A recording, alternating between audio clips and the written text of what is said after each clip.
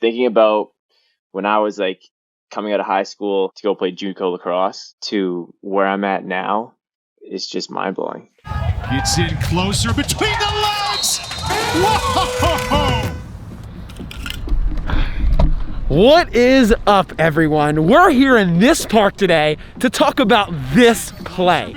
And this episode is brought to you by Athletic Brewing. We're gonna get into those later. I know we've talked about this play in our last episode. Well, we're bringing it back, this Josh Byrne goal. It has to be the most creative goal of 2020, which got us thinking, what does it take to come up with the most creative play of the year? Now, to tell this story properly, we need to go way back, like the very beginning of Josh's life. April 15th, 1994, New Westminster, British Columbia, Canada. Josh Byrne was born with a lacrosse stick in his hand. Just kidding, he didn't have the stick in his hand. But Josh did pick up a stick when he was 3, and come 6th grade, he made the decision that it was his dream to play D1 lacrosse. But he didn't quite understand how important academics were to fulfilling this dream of his. I never was really highly recruited, ever. I had terrible grades, didn't get any D1 offers, had to go through 2 junior colleges. So he's at his second JUCO school in his final semester, and Josh has a 1.0 GPA. He needs 26 credits of summer classes to have a chance to play at the D1 level. So Josh had a key decision to make about his dream of playing D1 lacrosse, and we'll let him pick it up from there. I remember going in to talk to my JUCO coach and being like, man, I messed up. And when I got there, I sat down in the chair, nobody was in the office. And all of a sudden, Coach Tierney walks into the office.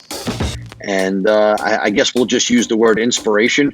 Josh needed to be inspired in the classroom a little bit. So I brought over my size 9.5. And sometimes that has to go in a very dark area. And it was like, what do you want to do in life?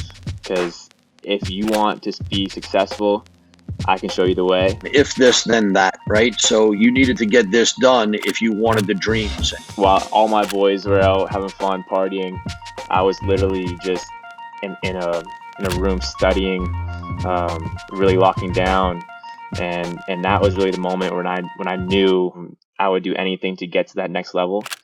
And from there, it just kind of took off. And it did. That fall, Josh arrived at Hofstra, and over 2 years, he scored 111 points. This insane between-the-legs goal midfield. Wow. That went viral. That was impressive.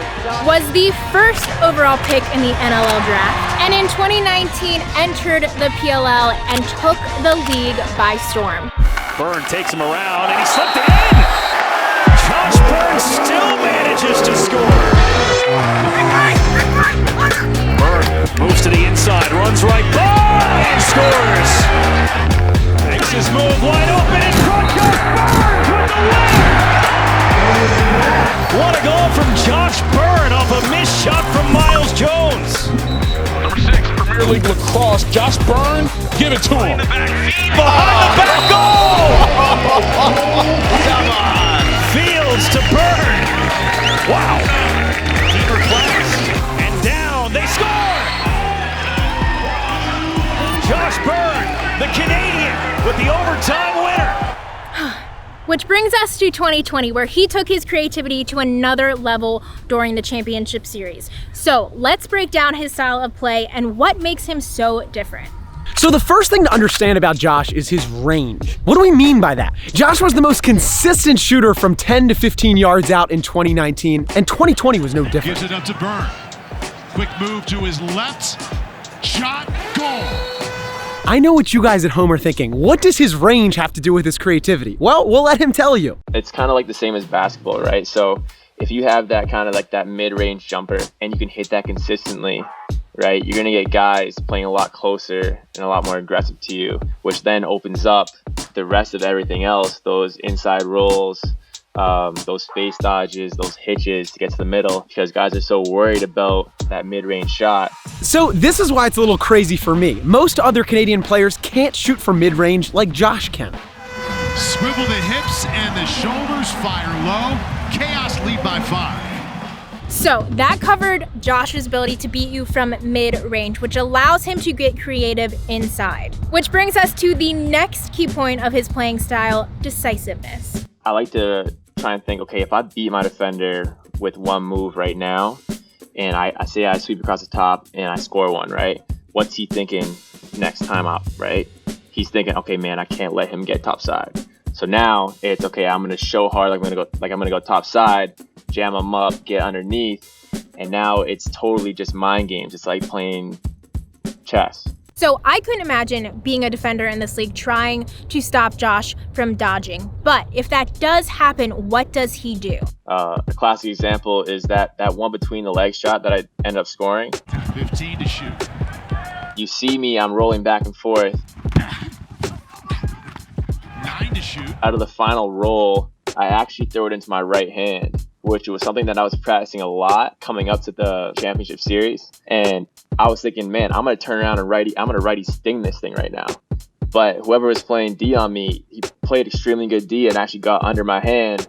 So at that point, I then had to just kind of react, and it kind of just happened, man. Like it's funny, so I literally said I blacked out because I did. Like, I wish I could put you into my head, but like, I literally had, like, it was just all reaction. It's not rocket science up there, let me tell you that. Just do it, right? Just go between the legs against some of the best defenders in the world in a playoff game with everything on the line. Now that brings us to the last part of Josh's game, his confidence. What Josh won't say is that the confidence in himself to make that play is what even allowed him to try it. But don't just take our word for it. You know, he scored a couple of goals at Hofstra that were mesmerizing. And it would look like he did it 30 times before that, and it was just another take. But he would be out at practice, you know, every day early and practicing those things so that when those times come, he was prepared for when opportunity met preparation. And that's what happened in Utah. It's in closer between the legs. Whoa! This play sets the standard by which all plays shall be measured. Josh Byrne between the legs. Josh, as you're trotting off, just how? How did you do that? I don't know, I blacked out. Nice job. No way. I don't even know what to say. Nice job. Just the way we drew it up, boys. So Josh's range, his decisiveness, those two things combined open up some incredible opportunities for Josh to get creative in the number of ways that we saw so far in this episode. What Josh has been doing since his Hofstra days, where he gained the confidence to make plays like this in the first place and bring the most memorable play from the 2020 season to life. And Coach T agreed. He was there for this moment on the sideline. I was just thrilled for Josh because those moments, a lot needs to come together. The stars need to align for those moments to happen for someone. He had the courage to go to the goal and split down the alley, feel the check, read the goalie, and literally flick it between his legs.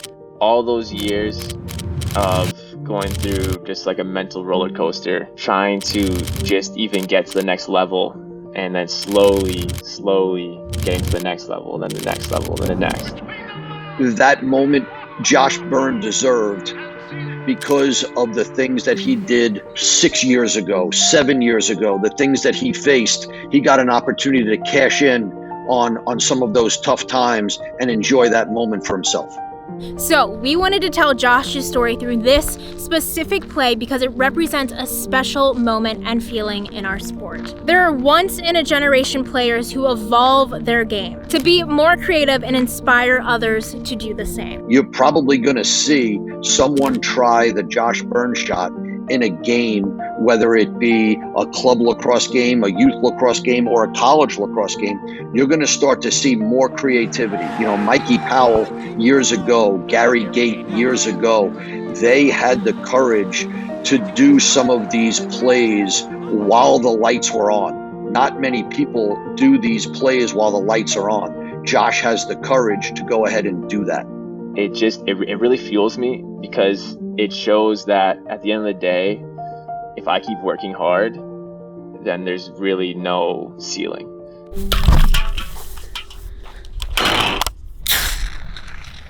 Whoa. My mom's gonna hate that I did that. All right, you tell us, is Josh Byrne the most creative player in the game right now? What can they win, Lisa?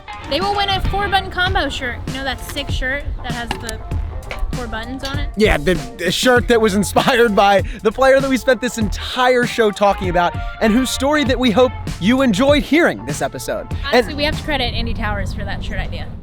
Oh, it was Andy's idea. I forgot about that. That was actually a 4-button combo of right trigger, D-pad up, green, yellow. We haven't seen that before. We've seen 2 and 3 button combos. We've never seen a 4-button combo. He certainly spoiled the group there. But much like hang on.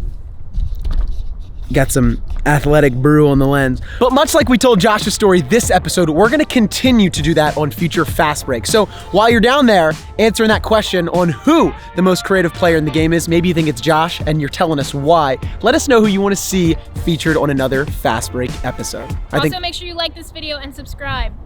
That was a worthy interruption, Lisa. Yep. Like this video, subscribe. We will see you next week. Hey, I wanted to cheers the camera. We will see you next week. Yeah, I mean, I even have one of these bad boys. I didn't know how far we were gonna go, but I was gonna rock the Josh Byrne jersey here. He'd probably tell me I ain't. That's probably what he said.